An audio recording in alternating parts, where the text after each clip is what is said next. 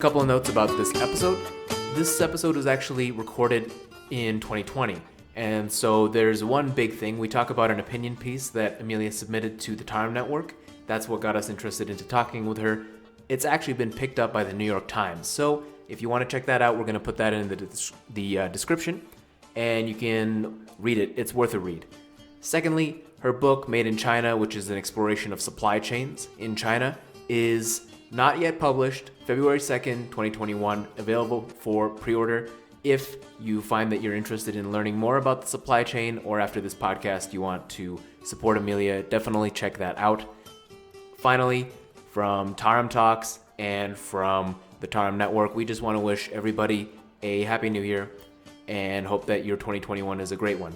And we're excited to have you along for the ride as we go into 2021 and do bigger things. We have a lot of program changes coming up and more exciting opportunities and projects, so check it out at thetarimnetwork.com. Hello and welcome to Tarim Talks. I'm your host, Babur. Today we're talking to Amelia Pang, author of Made in China. Hi Amelia, welcome and thanks for joining us. Hi, it's a pleasure to be here. Thank you so much for having me. Can you describe yourself in one sentence? I am a journalist, and there you go. That's one sentence. Perfect. Let's dive in a little deeper. What kind of journalist are you? I'm really interested in the intersection of narrative nonfiction and investigative journalism. Could you dive in a little deeper into what that is? I think sometimes really good investigative work can be a little dry because there's a lot of documents involved and a lot of history often. But if you can find a really strong narrative to convey these stories, then I think it's a better approach to telling important stories. And that's what you did with Made in China, right? That was the goal. Yeah, and I've actually been reading through it. I was telling you earlier, I'm about halfway through, and I am captivated. The story of Sun in Massanjia, the way you're kind of going back and forth from the perspective of the family in Oregon and Sun himself, it makes for a really good read. And so what interested you in writing this story?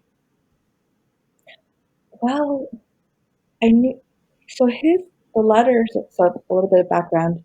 Sunni is a political prisoner who was in a labor camp, and he was making a lot of products that were actually exported all over the world, and including to the US. And he snuck SOS letters out into the products that he made, and was eventually found by an American consumer after buying something from Kmart. And while that's not the first time that happened, or the last, unfortunately, but his story was particularly compelling because we were able to find out his identity and his full story, and just the fact that he wasn't a typical or violent criminal. He was a political prisoner and a religious dissident. It made it harder to forget his story. I don't want to spoil it too much, but there's a lot of I think elements to his story that made a compelling narrative.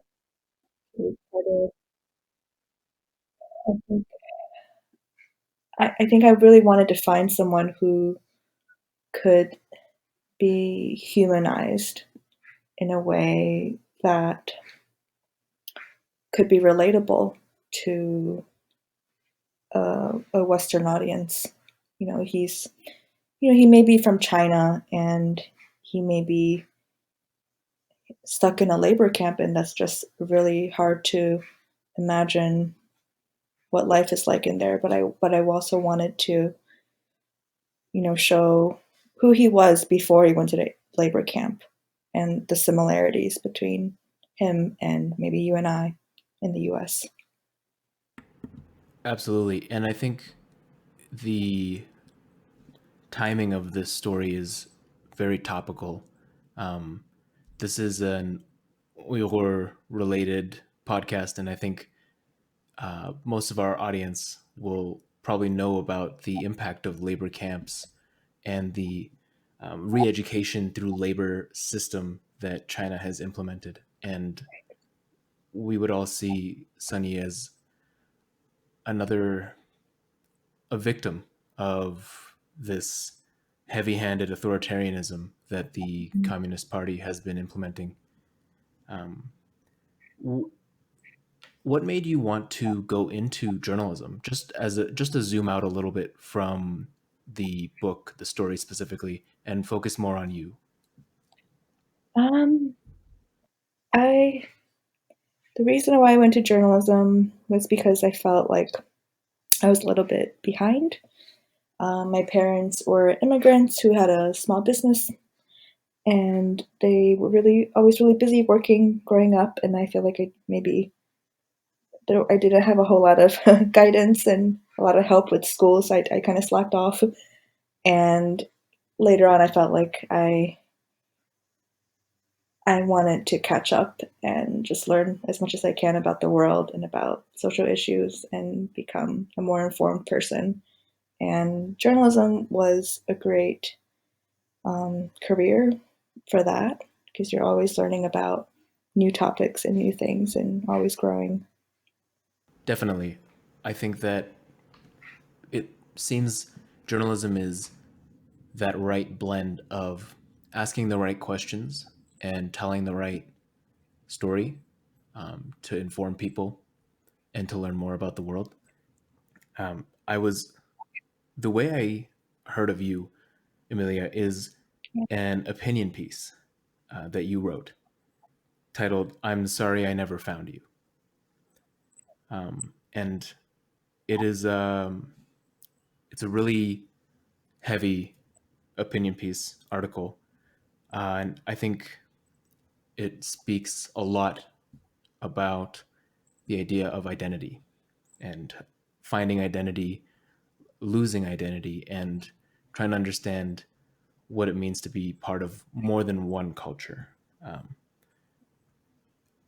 can I ask you to tell the story of I'm Sorry I Never Found You uh, from your perspective of discovering that you do, in fact, have Uyghur heritage and how that conflicted with or made you reevaluate your identity today?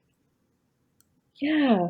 Um, so I wrote an opinion piece slash personal essay recently, and I'm currently trying to get it published. But I thought I'd send it to the Tarim Network first, to share my story with you guys because I am actually I'm a Chinese American who is also of Uyghur descent. And I think my family, unfortunately, we completely lost our Uyghur heritage and identity due to China's, decades long forced assimilation policies.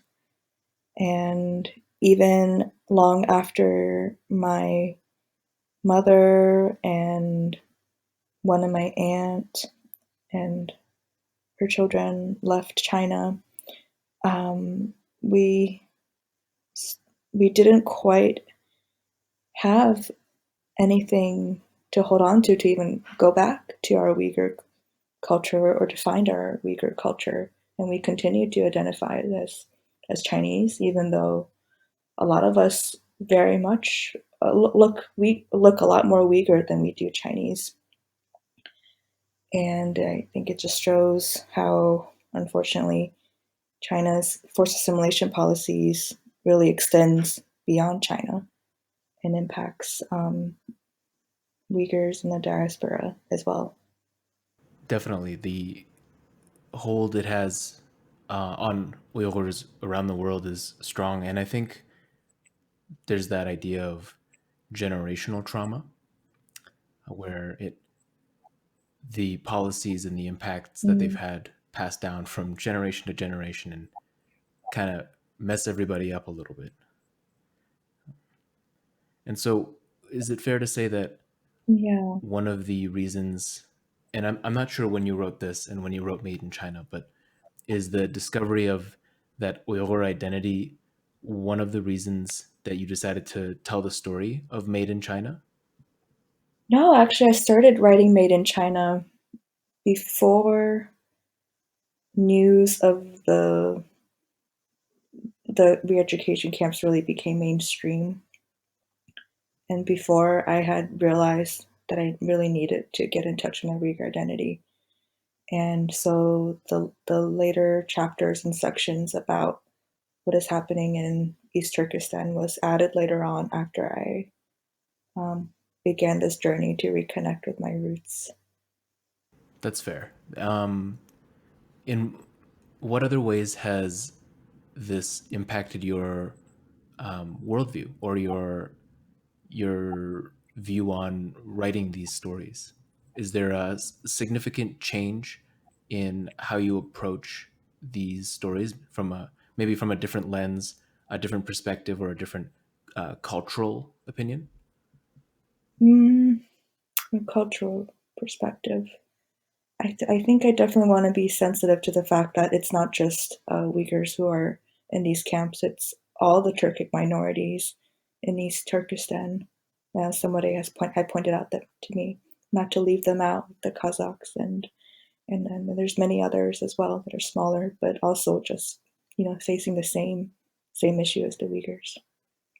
Yeah, I think it's easy to forget that it's not just the Uyghurs who are being affected, especially there are a lot of much smaller populations that are impacted, but they get lost in the headlines and in the news articles that hit the front page of whatever media channels there are. So we were talking before on the phone, before we started recording, and you mentioned that you interviewed Rabia Qadir in 2014 or 15, and this was before, of course, the full scale Yeah, of the the oppressive policies that China had implemented were recognized.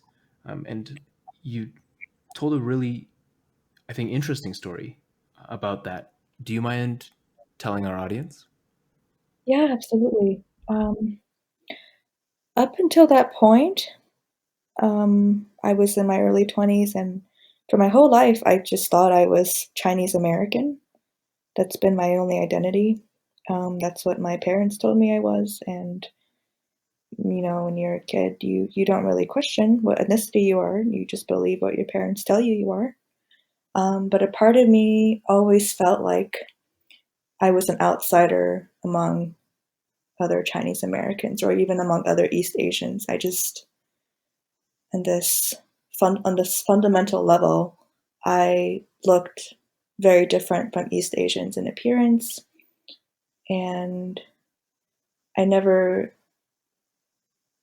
quite reconciled with that until I met Rabia Kadir in maybe I must have been 2014, 2015. And when she saw me, the first thing she said is, "You're Uyghur. Don't forget that. Don't just think you're Chinese." And that was actually kind of a shock to me to hear because I've only ever identified as Chinese up until that point. Um, but that kind of was the beginning of this journey to try to reconnect with our lost roots. Yeah, and sorry, give me. Oh wait. Yeah, and it must be powerful to have somebody recognize that in you and bring it to the forefront, bring it to your consciousness. It kind of in the way you describe it makes me feel that it was kind of a change in opinion or a paradigm shift for you about how to think about yourself and your identity there.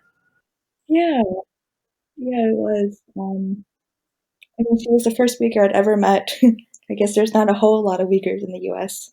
There's a little bit more now, I think, with more refugees coming in. But um, no, at the time, I didn't really know any other Uyghurs outside of my family, at least not anyone who fully identified as Uyghur and knew a lot about the culture and the language. So she was really the first one I met. And the first thing she said was like, "You're one of us," basically. And that was a kind of a emotional moment for me because I think that was the first time I really felt like I belonged with a group, even though I didn't know the language or the culture at all or that much about the history at the time. But I just, in a fundamental way, you do recognize that we are the same people, we look alike, and only then did I begin thinking about the, historical reasons for why we lost our roots. Absolutely. And if you were you living in DC at the time? Uh, when you Living in New York at the time, but my mother lives near DC, and she's actually a part of the Falun Gong movement group, and I think they collaborate pretty closely with the Uyghur human rights groups. So that was how I met Rabia Kadir through them. That's actually a really cool story. That like it to me it actually puts a lot of this book in context. The how has are you a practitioner yourself of Falun Gong? I'm not a member, but I'm supportive of what they do in China and democracy, the pro-democracy activism that they do in China. Yeah, I know they get a lot of slack these days because they've taken a sudden turn to the right in recent years. But I think in China it's a very different story. They're really people who are risking their lives to stand up for pro-democracy in China, these pro-democracy groups. how has that is that one of the reasons that you decided to focus on the story of Sunny and Massanjia? Uh, the the fact that you have a connection to the Falun Gong movement. Yeah, I mean, I just had maybe more access to his story and to other survivors of the camps. They're very open and willing to talk about their experiences. They're easy to find and track down. But I also interviewed other survivors of labor camps that are not associated with Falun Gong, just human rights activists and you know civil rights lawyers, petitioners, just regular people that end up in these camps. Yeah, I was reading the lawyer, the human rights lawyer or the civil rights lawyer. I can't remember their last name, but it was Wow. Jang. I can't remember. I'm sorry, but the cases that he's taken on at great personal risk, I thought that was something pretty awe-inspiring. The bravery and the courage that it takes for someone to work against a system that is so massively rigged against you like that. It's Right. Yeah, he's still in China. They released him from prison, but I think he's still living under house arrest. yeah, yeah, and that yeah, and it's I don't even know what to say to that because it just feels like this is someone who has worked against the odds and is just being crushed by this Right. monolith. To dive in a little bit more to your the idea of the supply chain side of things and how our our consumerist values in a way fuel the flames of these re-education through labor camps where they're making products dirt cheap essentially. you it is slave labor, not just essentially slave labor, but slave labor in order to Mhm. fulfill our desires. And one of the quotes from chapter 6, something that really stood out to me, I'm paraphrasing it a little bit, is you had interviewed or spoken to a factory manager, and they said that it felt impossible to meet global corporations' demands for desired bargain prices and better working conditions. And I thought it was really interesting to frame it like that, just because we're always on the lookout for the cheapest things. We want it as fast as we can, as cheap as we can. And at the same time, we don't want anyone to suffer. But it just feels like we're so willing to overlook the human cost of getting things cheap and getting things fast that it's taken a back burner. Yeah, absolutely. Um, I noticed that there's like a campaign going on to just among Uyghurs to just completely boycott made in China products. And I think that's great. And I hope it's successful. But I think so many people will find that extremely overwhelming to just completely avoid made in China products all the time because everything is made in China. And even despite the trade war and the slowdown of shipments from COVID, a lot of things are still made in China. Even if you want to avoid it, there are some things that are only made in China. And I think another approach we could take is to maybe dive a bit more into the reasons why made in China products are so dangerous. Because it's not necessarily all bad. There are, regular factories that do, they do pay people. It's not slave labor. Maybe they don't pay people that much and the working conditions aren't great, but it's not like everything made in China is from a labor camp. But there also are a lot of labor camps in China, and it's also very easy for regular factories to outsource to labor camps. And then the reasons why these factories outsource to labor camps is actually very much connected to us as consumers and our how we buy things and how we reward companies for selling extremely fashionable trends at extremely cheap prices, always changing trends, constantly updating new products and designs. And it's just not sustainable for factories to produce so many products at such a fast rate for such cheap prices. But when we continue to reward companies for offering the latest trends at the cheapest prices, then I think our shopping decisions contribute to these factories in China outsourcing to slave labor in places like re-education camps and various extra legal detention centers where just political prisoners and religious dissidents and ethnic minorities have to work for little or no payment against their will. Yeah. Do you think it's a chicken or the egg sort of problem where maybe there's no clear beginning or side that started it off, but it just ended up being this kind of parasitic cycle where it made it worse in every aspect because both sides were working with each other in this race to the bottom? Or was there a clear start to this? Um, I don't know where the clear start would be. Maybe in the US, it would be our decision to start trading with China, and um, and that really helped China rise as a global world power. Um, but I do think there's definitely blood on both sides. It's blood on the hands of both sides. It's obviously the CCP has is at fault here for um, sustaining these labor camps and using them to grow the wealth of their nation. But also as us as consumers, we continue to buy these goods, and our shopping decisions contribute to the growth of these labor camps in a Yeah, way. I think that's completely fair. I mean, there might be a market if most people didn't want it fast and now, but it would be dramatically reduced.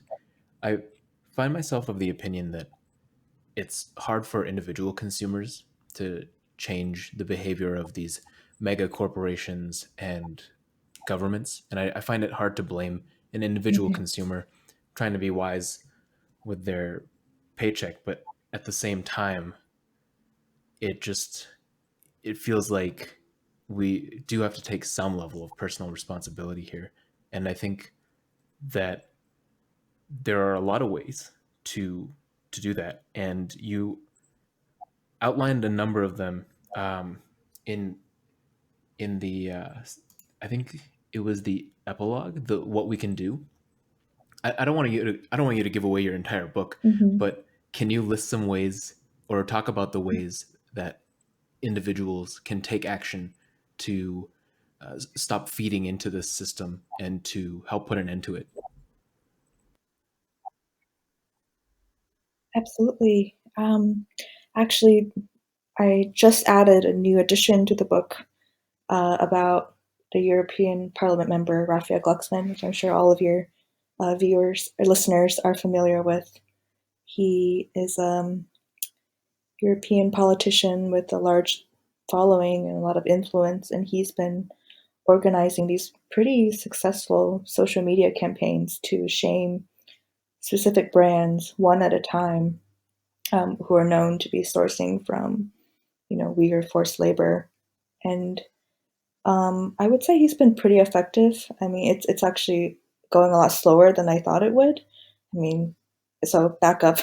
We're in I think in March, the Australian Strategic Policy Institute released a really comprehensive report about 82 well-known international brands such as Apple and Gap and Yeah, and H&M. I think. that report took the Who, world by storm yeah, when it first came out. Um, there's so much hard evidence, right? They're citing the Chinese government's own media and reports, and that these companies are directly sourcing from slave labor. And that was released in March, and most of them have not announced any changes to their supply chain, and that's very problematic. And I think it's been hard for consumers to just suddenly organize and, and boycott all 82 companies at once. And I think um, Mr. Glucksmann has been very smart in his strategy by targeting kind of a few at a time and getting a lot of people to join him in shaming these companies and asking them to be more accountable to their supply chain. to me, it feels like it's just this huge societal issue that's building upon uh, mistake after mistake, and that Right. it needs to be reset in a way. And you you talk about the system of audits Yeah. and what they do and how effective they can be. Um, do you have an idea of what needs to change on a on an organizational scale, not just an individual scale, for things like this to be rooted out fully and have new systems that actually care about ethics, actually care about the well-being and the consciousness, conscientiousness of the consumer and the organization? Yeah, absolutely. A lot of audits, when a corporation audits a factory in China, the audits are designed more to protect the corporation than the workers. They're extremely cursory and extremely vague.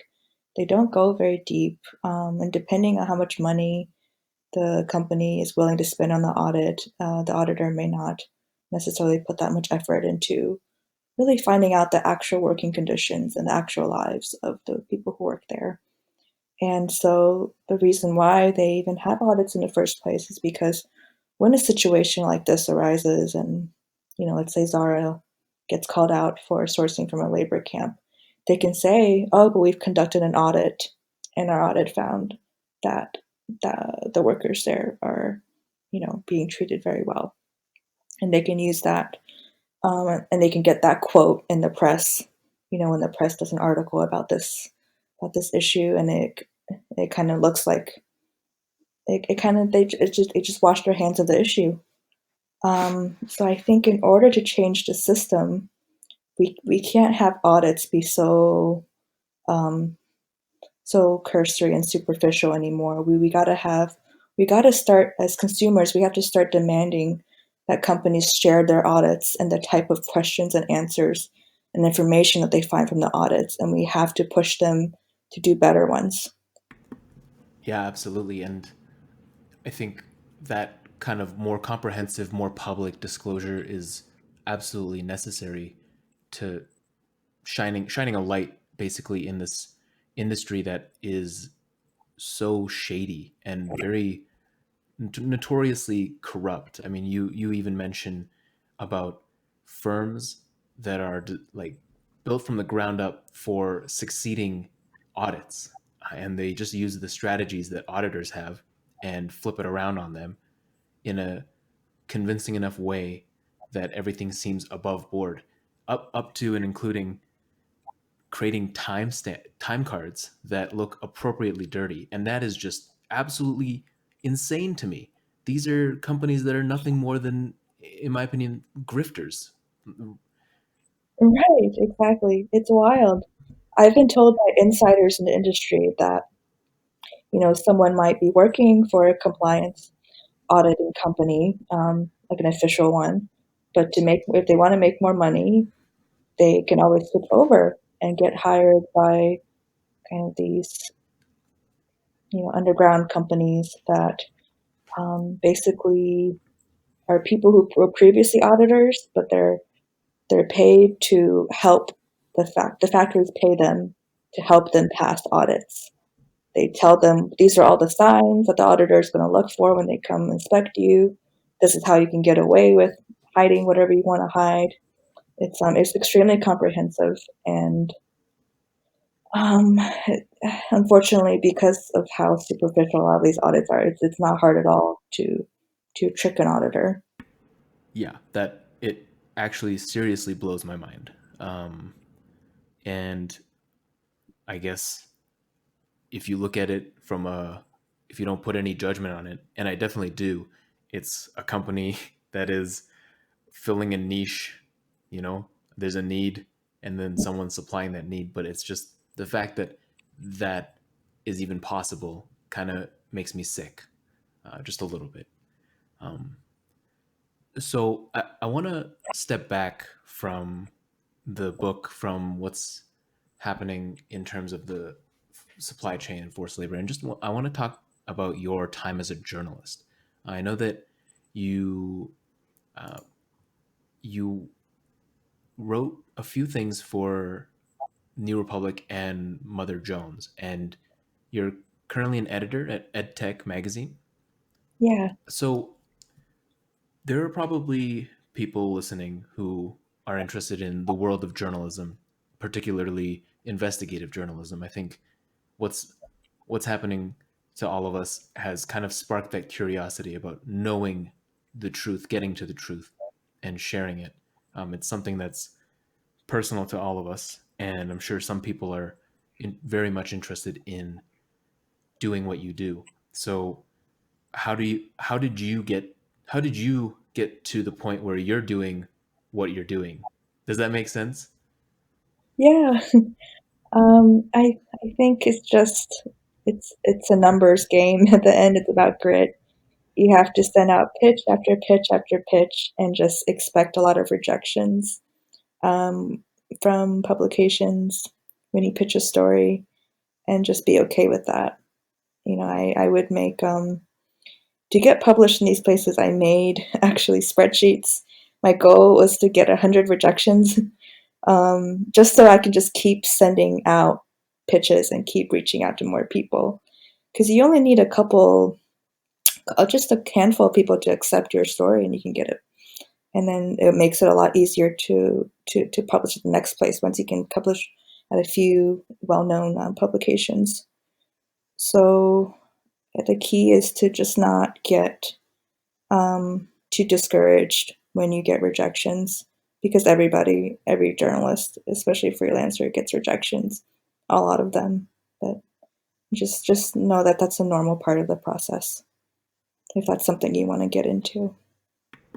Yeah, that makes sense. It's kind of like, in that sense, authors and the publishing industry, where you're expected to hand in 1,000 manuscripts and then, I don't know, expect maybe one or even no acceptances from publishers. Um, Besides resilience and grit, what are some skills that a journalist should learn if they don't already have it? What are areas that you would focus on or suggest? I think it depends on the story that you want to do. If you want to do investigative journalism, if it's about issues in the U.S., I think it's important to know how to file FOIA requests, so you can get documents from the U.S. government to back up your stories and to expand your stories. And what's nice about the U.S. government is, although it's notoriously difficult to get the documents you need from these FOIA requests, at least they do release some of them, even if it is redacted. Whereas if you're in China, you're trying to request documents from the Chinese government, there's no way you're going to get anything. You'll probably get arrested in the process. No, I think that's fair, and I guess um, know, knowing where you are and whether or not you should be asking certain questions is probably pretty important. Um, and I don't think anyone from China is listening. Uh, Although, actually, we did look into some of the statistics and we found that less than 1% of our listeners are from China somewhere. So we definitely have listeners. I think I read that it was Beijing, though. So it might not even be, you know, the audience we want. Could be people just listening in and checking in on us. If that's the case, hello. But yeah, so I guess I was thinking, VPN. Maybe they're in East Turkestan, but they don't want to be tracked, so they have to use a VPN. I don't know. that that's actually an interesting thought. And if that's the case, stay strong. We're all paying attention and we're doing what we can. Um, I don't know, just in case, just in case they hear us. But yeah, I was, in terms of skills, I was definitely thinking things like maybe knowing the right questions to ask or listening skill. But obviously, that's very vague. And you're right; it's probably very dependent on the story that you want to tell. Um, Yeah, but I imagine for your audience, you're probably trying to tell more stories about what's currently happening in East Turkestan, right? yeah, I think that makes a lot of sense. Yeah, that's really tricky right now. I honestly don't have much good advice because that's something I would like to cover more too. But it's so, especially with COVID, it's very difficult to, and not safe, even less safe now to actually go to East Turkestan and report on the ground. Um, and even if COVID, even if the pandemic ended tomorrow, if you go to East Turkestan, you would just go through security checkpoints every 5 minutes everywhere you go, and it's really hard to get away with any reporting there unless you. It's a really hard decision to make how to get these stories, because if you go on a journalism visa, you have a lot of protections if you get arrested, um, which is important, but you're not going to be able to get very far. You're going to get stopped and you're going to get tracked, and your sources are definitely going to be endangered. So I know some who have like I think that Vice journalist posed. You know what I'm talking about, that Vice documentary. Yeah, she posed as a tourist, right? Yeah, yeah. If you go on a tourism visa, that's a different story. It's a lot riskier. You get in a lot of trouble if you get arrested and they discover what you're doing, but you can get so much more footage that way. That's, I think, one of the best pieces that I saw about the re-education camps. Yeah, Yeah. when I watched it, I was pretty amazed. It's gutsy to go in and kind of forfeiting the protections that you might be afforded if you said, I am a journalist here to do things, but also you are definitely, it's a high risk, high reward proposition, I guess. Yeah. Um, what did you think of that? I know there were some criticisms of the documentary saying that they had put Uyghurs and not just Uyghurs but other people that they had interviewed in danger by pretending to be tourists and then posting their opinions to an online, international, publicly accessible forum. Hmm. It's been a while since I watched it, but from my memory, it seemed like they blurred the faces and changed the voices. Do you think the Chinese government could still tell who they were interviewing? To be honest, I actually don't know. I do remember that they blurred faces and they changed the voices, but there were, I think there were some comments about how because everything that you do is done digitally and recorded, if Right. they look through timestamps, then they might be able to trace it down to individuals in a certain area at a certain time. And I think maybe that's just the paranoia of the surveillance system that the Chinese government has built in East Turkestan and overestimating its capabilities. But it did feel like it was a fairly risky venture, especially if they were caught talking to people. Um, Right. and the authorities were a little more prying about it. Right. I do worry about that. I wonder if they could do a follow-up or if there's any way to do a follow-up and find out what happened to those people afterward. Um, yeah, that's that's a hard ethical question. Was it worth it to quote them, especially without their knowledge? Um, or was it more important to get the story out? I don't know what the right answer is. Yeah, and I don't expect you to be the moral arbiter of the Vice documentary, but it is, yeah, it's definitely a tough question. Any good news, Amelia? um, any positive findings or any recent news that has shown a step in the positive direction? It's not always equally positive and equally negative, but we have just gone into a pretty heavy and for all of us a very real situation, and I don't want to leave it at this. Um, I think the positive news is that the world is maybe for the first time really, really paying attention to the Uyghurs. Um, right? You're seeing a lot of mainstream media coverage, and I think you will continue to until this gets resolved somehow. And there's a lot of really good journalists from various publications, from the New York Times to AP, who are watching this developing story and breaking news and getting information out. And um, I think because the audience, their audience cares, the world is starting to care, and we we shouldn't lose hope. Yeah, yeah. I have nothing to add to that. I think it's important not to lose hope, and we're definitely seeing an upswing. So that's good. I wanna I know I keep saying Mhm. this, but let's step back from the specifics here in this situation, and I want to ask you some questions that are more related to your identity. And I know we've touched on this briefly at the beginning, but if you're comfortable with it, I'd like to get a little more into it. So, would you do you identify Yeah, as Uyghur?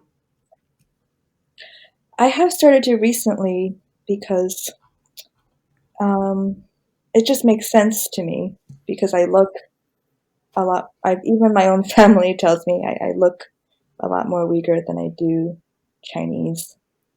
Um, walking down the street, I can always tell if somebody is of Chinese descent. I can't necessarily tell if they're Korean or if they're Japanese, but if they're Chinese, I can always tell. I think Chinese people just have a way of recognizing each other, but no Chinese person ever recognizes me. I have to be the one who begins that conversation in Mandarin if I want to talk to someone. And I think it's because there's a big part of me that just isn't Chinese. At least I'm not only Chinese.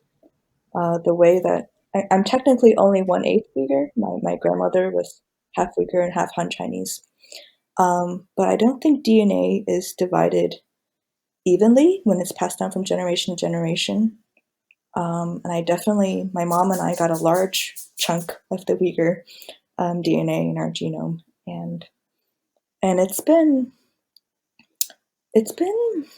I feel like my life is incomplete if I don't identify as Uyghur.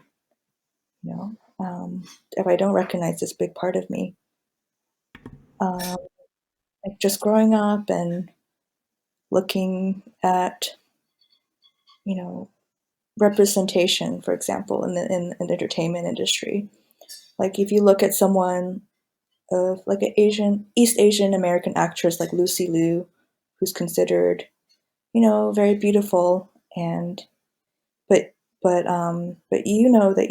I knew that I always looked so different from her, and I felt that because I looked so different from her, I was not beautiful because I'm East Asian like her and I'm supposed to look like her. And I think when you don't have proper representation or a proper awareness of your own ethnicity, and you try to force yourself to want to look like something that you're not, it can really negatively impact um, your perception of yourself in subtle ways that kind of impacts other parts of your life. And since I've started, becoming more aware of the Uyghur part of my family history, and trying to look up more Uyghur content and more like even just something as simple as subscribing to like Uyghur, like following Uyghur hashtags on Instagram and following those kinds of accounts and looking at all these beautiful, beautiful Uyghur women and Central Asian women and just feeling like, wow, like I look like them and they are beautiful in a very different way from East Asian beauty. And like, I wish I had seen, these kinds of pictures and models when I was a little girl. So I knew that I didn't necessarily have to always try to force myself to fit into a group that I didn't entirely belong to. Um, so I know that sounds so superficial because it's just about physical beauty, but I think I think it is important to um, to know your ethnicity, to know where your roots are, in order to really know yourself and to be um, a complete human being. That makes Yeah, and I completely agree with you. It not just beauty, but that is important as well. I mean, if you're not seeing representations of who you are or who you identify as, or if you find that the you look drastically different from the people you're supposed to be identifying as, it can hurt. It doesn't feel the greatest, and I think that it affects you in more ways than just, oh, I don't look like them. It really does affect the psyche, and it Yeah, hurts the you all feel like an outsider unless you understand where you all the parts of the world where you belong to. Yeah. exactly. And I think it's amazing that I think it's amazing, and it must have been a maybe a relief for you to have rediscovered because I don't you never really lost it. It just it you forgot about it, or your family forgot about it. You rediscovered that you are not just part of one culture, you're part of many. And one of those happened to be Uyghur. And it must have helped a lot to feel that reaffirming sensation of, oh, okay, like I look like this, and these people look like this, and I am actually one of these people. Yeah, absolutely. I feel like I've been able to gain a lot of self acceptance by just starting to identify as Uyghur. Yeah. It's maybe a subtle change in the mindset, but it really has impacted me a lot in a emotionally and from a mental health perspective. I'm wondering, have you been in contact with a lot of Uyghur people recently, or uh, are you? Yeah, I have. Actually, the Tarim Network is a great network for that.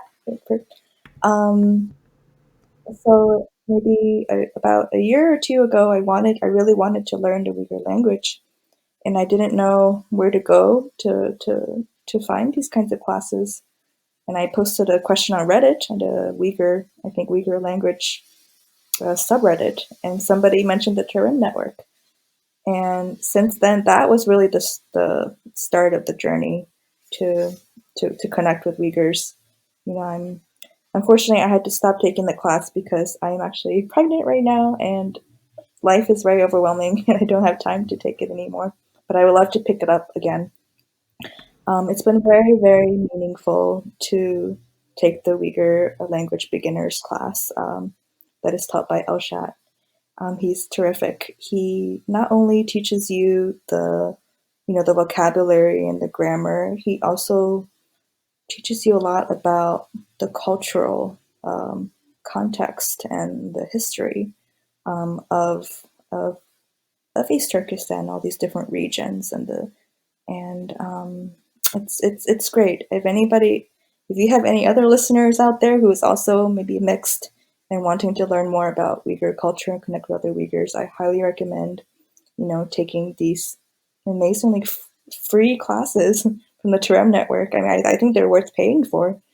Honestly, it's been terrific. I'm really glad that the Tarim Network has helped you connect to other people and to connect to your own culture and language. Shout out to the Tarim Network, by the way. The Tarim Talks is part of the Tarim Network. Go to tarimnetwork.com to check it out. Yeah, I mean that honestly that is fantastic, and I'm sure Zulfikar and Manoa are going to be really excited to hear that. They put a lot of work into maintaining the Tarim Network, and it must feel good to have people, just say this has been a valuable resource. I'm sure a lot of people feel it. I'm sure everyone who uses it feels that, but not everyone always expresses it. Yeah, it's extremely valuable. I mean, just even if you have identified as Uyghur your entire life and come from a Uyghur family, um, if you live outside of East Turkestan, it's you may not necessarily speak the language that well, or know as much about the culture as you would if you lived in East Turkestan. Um, and it's a unfortunately rapidly disappearing language and culture, and having something like the Tarim Network offering these free classes and cultural, not only language but also cultural classes, it's just invaluable. Absolutely, it's one of the ways of helping keep a culture alive. In our One of our previous guests, Murshad Ghalib, he's a linguistic anthropologist, PhD student, and he discusses how important it is language to a culture, and I'd like to think that the Time Network is doing their best to maintain that culture and that language. So, They're doing a job. oh, sorry, I interrupted you. Oh, no, sorry, I was just saying they're doing a great job. We're gonna turn that into a soundbite for sure.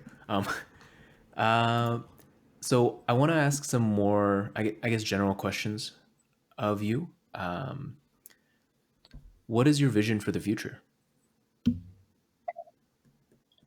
Um, I think, oh man, that's a hard question. My hope for the future and maybe my actual expectation of the future might be very different.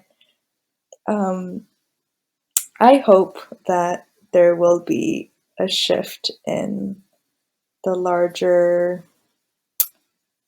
our larger consumption culture in um, not just in the US, but all developed countries that are, you know, we buy a lot of cheap goods, whether it's from China or um, other countries that are also, starting to industrialize and have really poor working conditions. And we just have more awareness that our spending habits really do create waves, and we have control over what kind of a wave we want to create. Um, but whether that will actually happen or not, I'm not sure. I know I just feel like there's been a lot of movements over the years to try to create um, more of a sustainable world. And while the original mission may have started out pure, the intent was good, but somehow marketers always end up taking over, and it becomes really confusing to even figure out what's actually organic or what's actually sustainably produced, what's actually ethically produced, and what's just a marketing term. And I hope if there's a movement that takes off to try to have, let's say, a new label that can guarantee that this product, even if it was made in China, it wasn't made by forced laborers.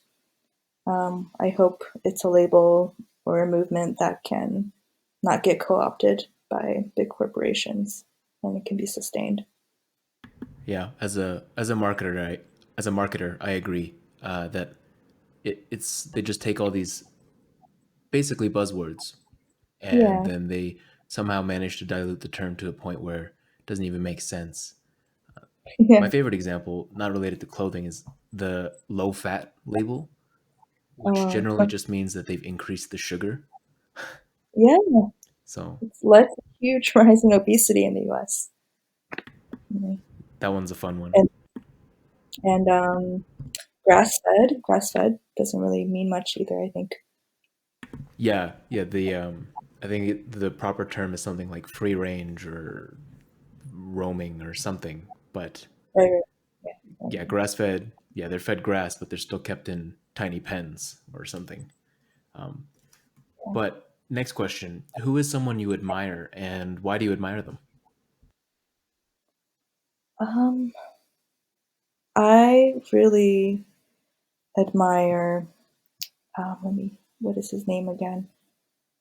That Uyghur model who filmed Murdan Gapar. I'm sorry if I'm not pronouncing his name correctly.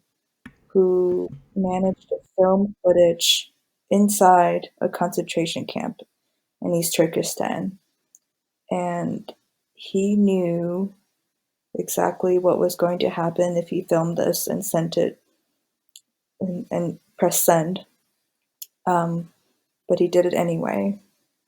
And I really admire his family members who decided to share that footage with the world, because I don't know the details of what happened to them after this footage was shared, but it can't be good. But they did it anyway to provide that inside glimpse of what life was like in these camps. Yeah, I that was he put himself under a lot of risk. His family did as well, and it was a visceral video. I mean, he doesn't even say anything in the 30-second clip or anything, but you can see it all on his face in his environment, the surroundings, that it is a bleak place, and that re, the term re-education is so it's a guise for what China really wants in there and of the Uyghurs. Right. This is no way a vocational training center. What kind of vocational training is he getting in that cell? Right.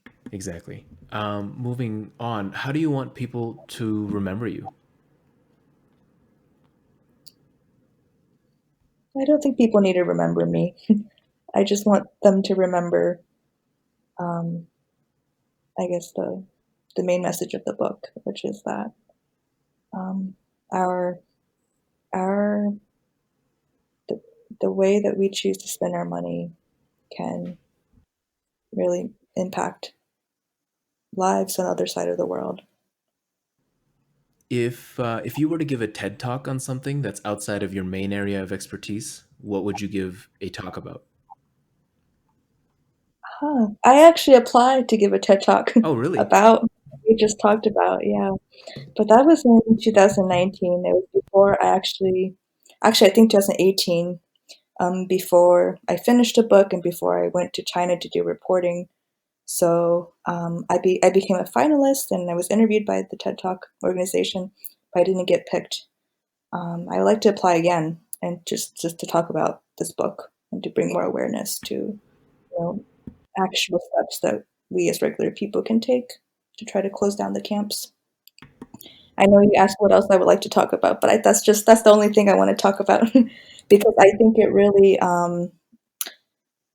can make a difference. I mean, the reason why China started these camps in East Turkestan in the first place is because of the Belt and Road project, right? The Belt and Road Initiative. It's a massive, massive trade route. China has invested trillions of dollars into the success of this route, which historically has been center point of the Silk Road, and there's basically a lot of money going towards um, commercializing East Turkestan as a trade route, and that's a large part of why uh, a lot of Turkic people have been detained in recent years. It's because Chinese government is so afraid that there will be an uprising and it will impact the economic investments that the Chinese government has made in these places.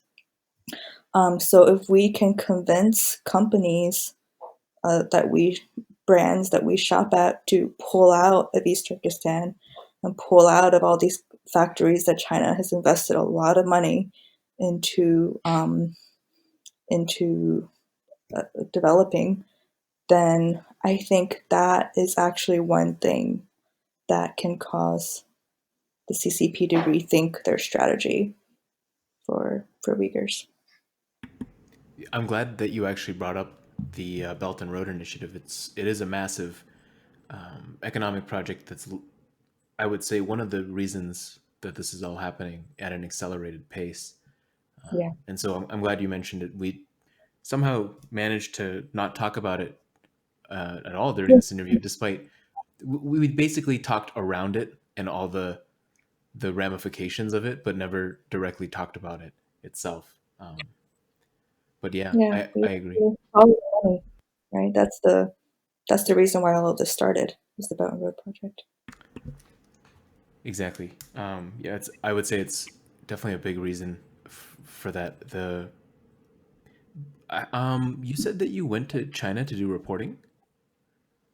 Yeah, unfortunately, I couldn't go to East Turkestan, even though I really wanted to.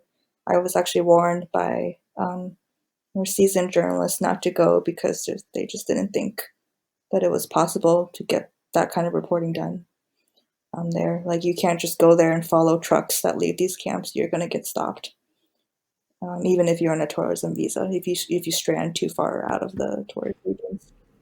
So I went to Shanghai, it's one of the bigger cities, where it doesn't look suspicious if you're there on a tourism visa. And I actually went to some of these re-education through labor camps. So a little bit background. A few years ago, China claimed they closed the re-education through labor camps, but they haven't really, they've just turned them into drug detox centers, and which sounds kind of like an innocent name, a place to help people addicted to drugs rehabilitate. But there's been a lot of documentation over the years about how it's not anyone can be arbitrarily thrown into these drug detox centers. They're not necessarily drug addicts, and there's some evidence that political prisoners are thrown in there too. And I visited one of these former art re-education to labor camps that now is a compulsory isolation drug detox center, which I find the name so chilling. Compulsory isolation drug detox center. And you go there, and it's just barbed wires everywhere. It's armed guards. It's still very much looks like a re-education through labor camp. And I went there, and um, I talked to the guards there, and I pretended to be someone who wanted to buy from them, because it's not illegal for Chinese companies to source from these kinds of places. Any kind of extra legal detention center that makes the detainees do labor. It's what I feel like, everybody's talking about re-education camps right now because they're so disturbing. They're only targeting Uyghurs, they're only targeting Turkic people, one ethnic group.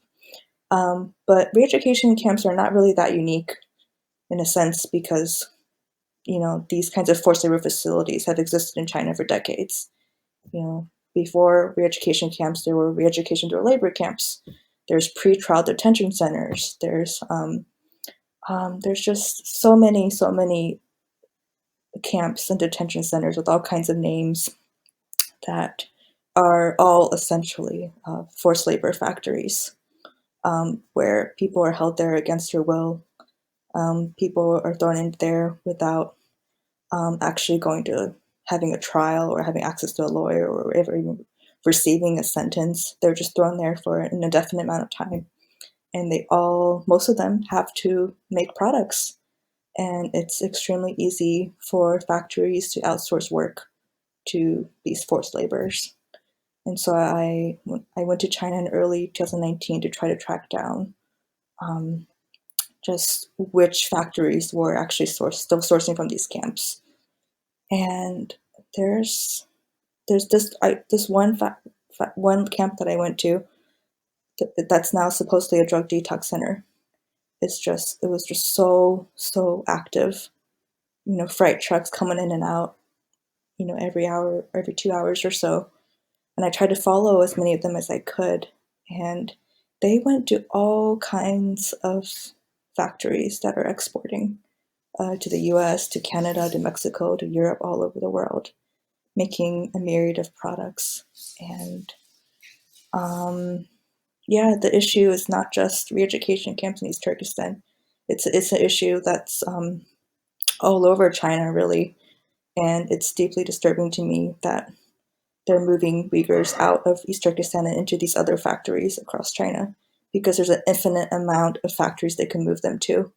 They could eventually move every single Uyghur out and to fill up these spaces in these factories. They don't even necessarily have to build new camps. These facilities already exist all over China. Oh no, it's fine. This is actually really relevant stuff, and you actually you talked about it in your book as well. The How the drug detox facilities are actually nothing more than just forced labor camps in disguise.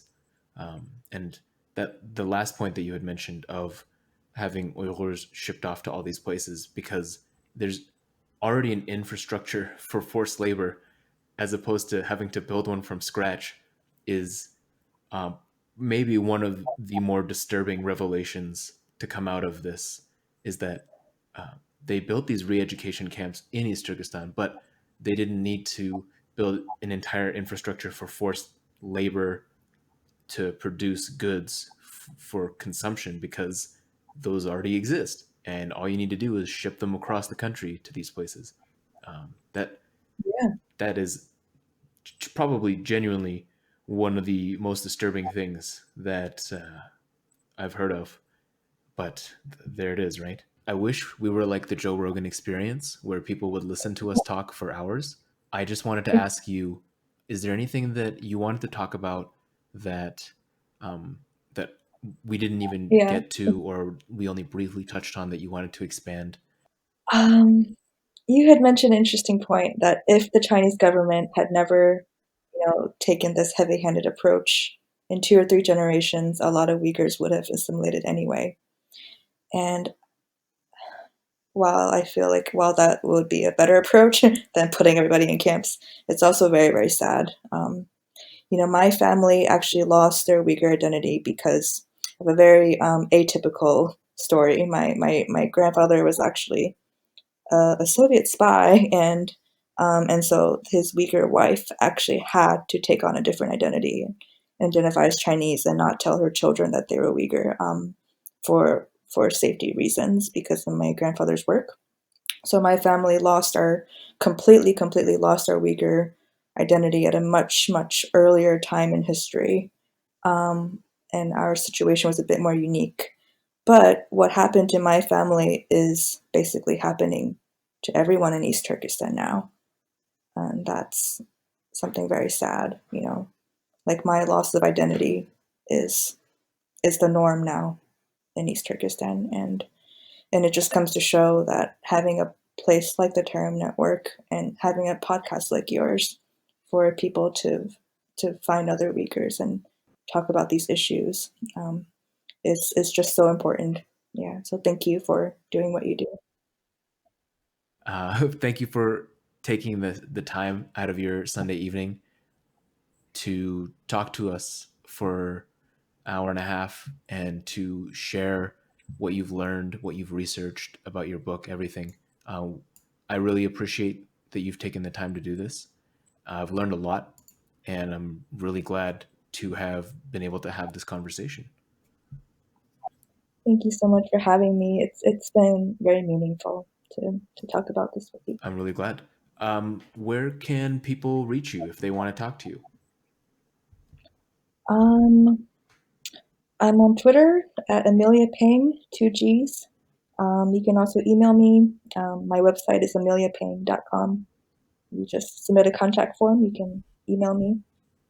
And if you're a Uyghur, I will most likely respond because I am, really looking to connect with other Uyghurs. And, um, you know, I do really strongly feel like I'm one of you, and I would like to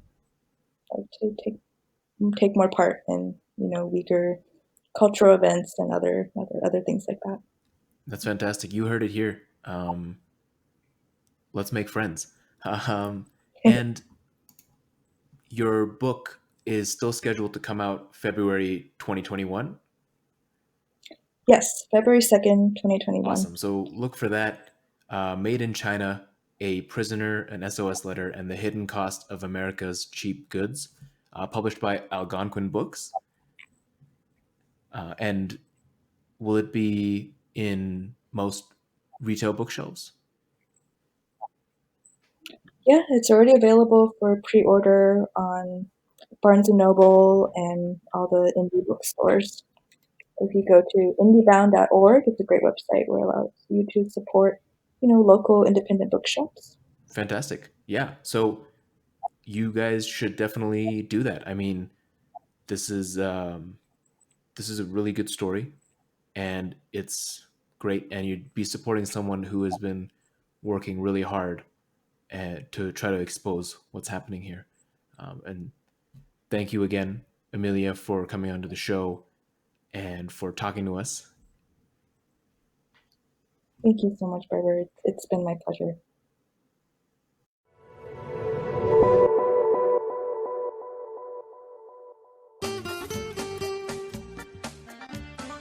Thanks for listening to Tarim Talks, brought to you by the Tarim Network. Make sure you check out thetarimnetwork.com for more information about the Tarim Network and Tarim Talks, as well as seminars, classes, and ways to meet other Uyghurs around the world.